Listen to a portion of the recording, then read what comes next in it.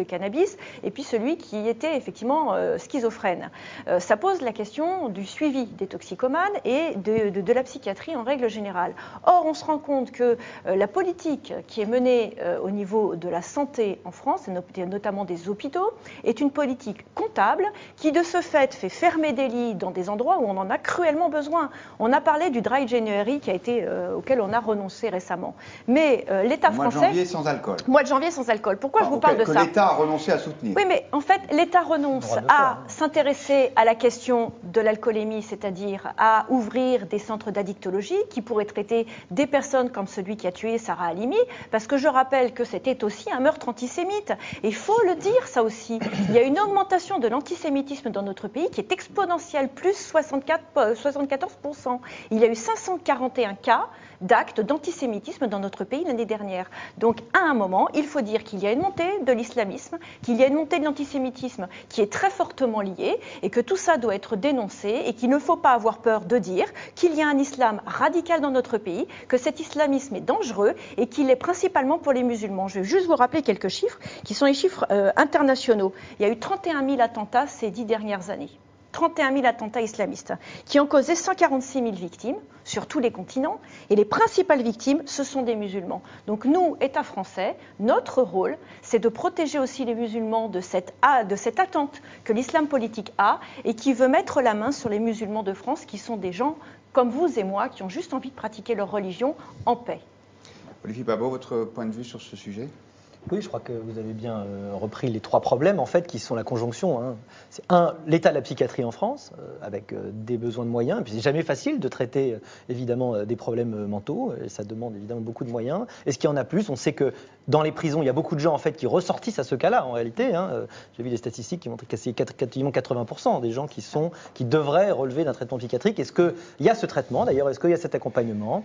Et est-ce qu'il y a ce suivi? C'est évidemment parallèle du fameux fichier S. La deuxième idée, c'est évidemment l'antisémitisme qui est extrêmement préoccupante. Et puis la troisième, c'est le radicalisme musulman qui progresse. C'est compliqué de juger une décision de justice. Enfin, en tout cas, c'est pas, de toute façon pas opportun, mais on peut juste s'étonner de la contradiction qu'il peut y avoir à reconnaître quelqu'un qui, du fait de la drogue, est jugé comme non responsable, alors que, parallèlement, si vous conduisez sous l'emprise de la drogue, vous êtes jugé, évidemment, comme responsable. Ça me paraît un précédent, même si on n'a pas un droit chez nous qui est un droit qui est bâti sur la jurisprudence réellement, autant que dans d'autres systèmes de loi.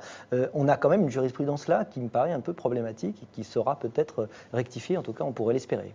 Jacques Isabello, donc on invoque régulièrement cette forme d'irresponsabilité où on parle de gens qui sont des déséquilibrés, mais est-ce que par nature on n'est pas forcément déséquilibré quand on tue quelqu'un avec un couteau de cuisine au nom de sa religion? Et donc est-ce que ça doit pour autant excuser ou exempter de responsabilité? Je ne me sens pas en capacité d'évaluer ce point-là. Maintenant, ce qui est indéniable, c'est que le meurtre de Madame Halimi est évidemment un meurtre antisémite, que le meurtre de Villejuif est un acte qui a été fait suite à la propagande islamiste, même si Le Monde révélait tout à l'heure que ce jeune homme s'est converti au christianisme, ensuite au protestantisme, puis à l'islamisme, ce qui n'explique pas.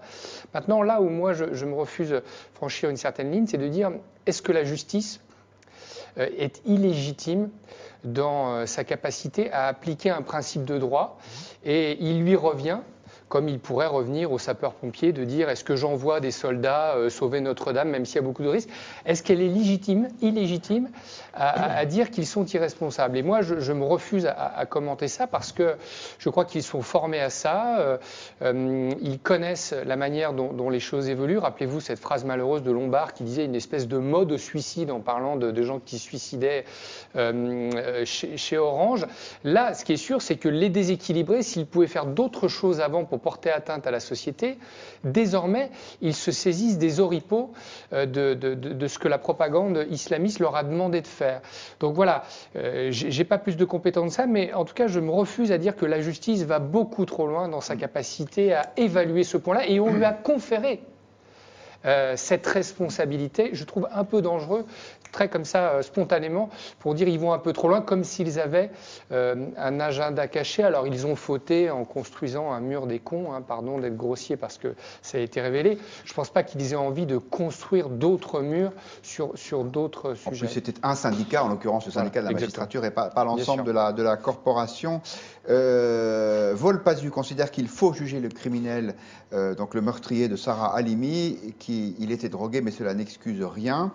Je nous dis qu'il soit déséquilibré psychologiquement ou pas, il faut pouvoir isoler ces meurtriers, prison ou internement. Un meurtre reste un meurtre. Le gouvernement n'est pas assez ferme avec les islamistes, ajoute RESP, notamment au niveau des mosquées salafistes. Est-ce qu'on peut dire, Didier Pourcury, qu'il y a une forme d'incompréhension entre la justice qui applique le droit, Jacques Isabello le rappelait à l'instant, et l'opinion qui dit on cherche trop d'excuses à ces gens? En l'occurrence, il y a quand même deux cas très différents. Pour ce qui est du meurtre de Sarah Halimi, des experts, ce n'est pas les juges là, ce n'est pas la justice, des